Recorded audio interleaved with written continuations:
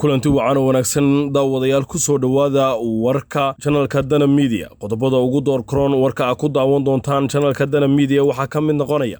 ururkii toddobaad ee ciidamada commandoska xooga dalka oo tababar lagu qaaday wadanka Turkiga ciidanka danab oo howlgal ka fuliyay gobolada Shabeellaha Hoose iyo Shabeellaha Dhexe iyo dhacdo faciisa leh oo ka dhacday magaalada Muqdisho oo mar kale iyo channelkii Dana Media fadlan daawade haddii aad ku cusub tahay channelka Dana Media subscribe sar like iyo share la wadaag si ay u gaadho asxaabtaada aan ku bilowno qodobka ugu horeeya warka Dana Media wasiirka wasaaradda gaashaandhigga xukuumadda federaalka Soomaaliya taliyaha ciidanka dhulka xooga dalka Soomaaliyeed iyo saraakiil ka tirsan xooga dalka iyo kuwa Turkiga ayaa magaalada Muqdisho ka sagootiyay cutubyo ka tirsan ururka toddobaad ee ciidanka commandoska xooga dalka ee Gorgor oo tababar ku soo qaadan doona wadanka Turkiga diyaarad nooca militariga ayaa garoonka diyaaradaha aadan cadde ka qaaday ka hor inta aysan u dhoofin Turkiga waxa garoonka kula hadlay taliyaha ciidanka dhulka xooga dalka Soomaaliyeed General Maxamed Tahliil Biixi waxaana uu kula dardaarmay ciidanka inay si wanaagsan u soo qaataan tababarada iyo casharada la siin doono isagoona xusay in gacan ciidanka lagu dhisayo gacan cadowga lagula dagaalamayo ee nabadiidka Al-Shabaab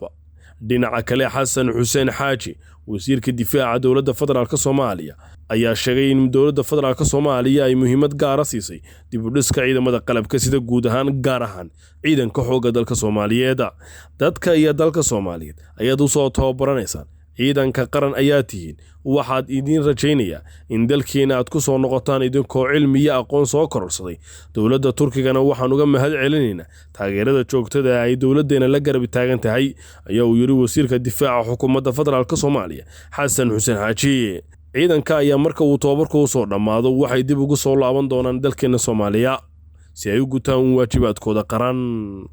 ururka toddobaad ee guutada 16aad ee ciidanka commandoska danab ayaa howlgallo qorsheysan ka sameeyay deegaanada kala ah Buula Bariise Buurfuule Malayle Madaxdigsi Galooley Guumeysle iyo Baraki oo ka kala tirsan gobolada Shabeellaha Hoose iyo Shabeellaha Dhexe howlgalkan ujeedkiisu ahaa burburinta fariisimo nabadiidka ay halkaasi ku lahaayeen ay ciidanku ka guuleysteen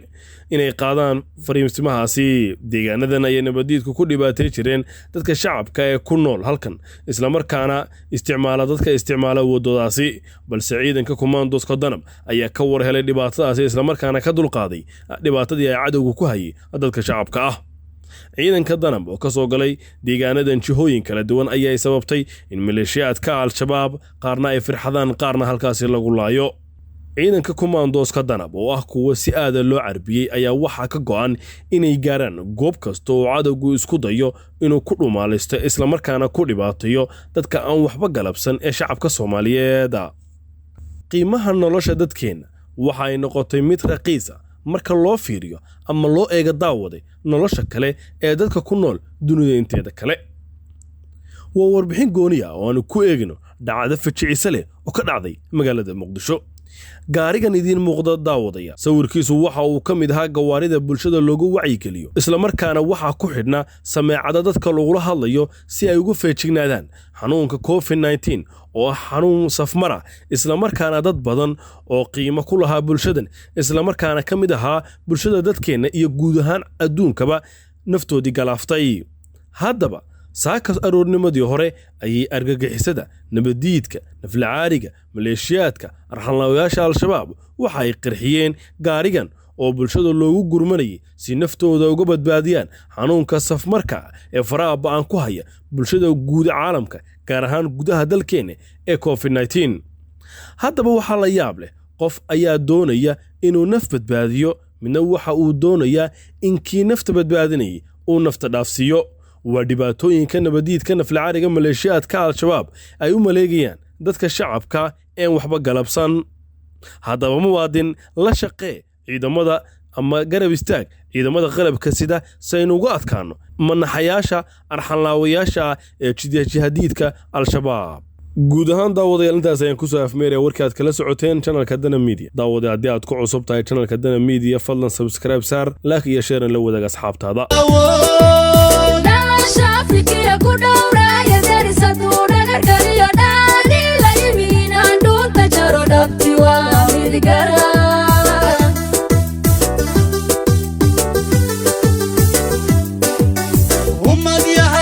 Degla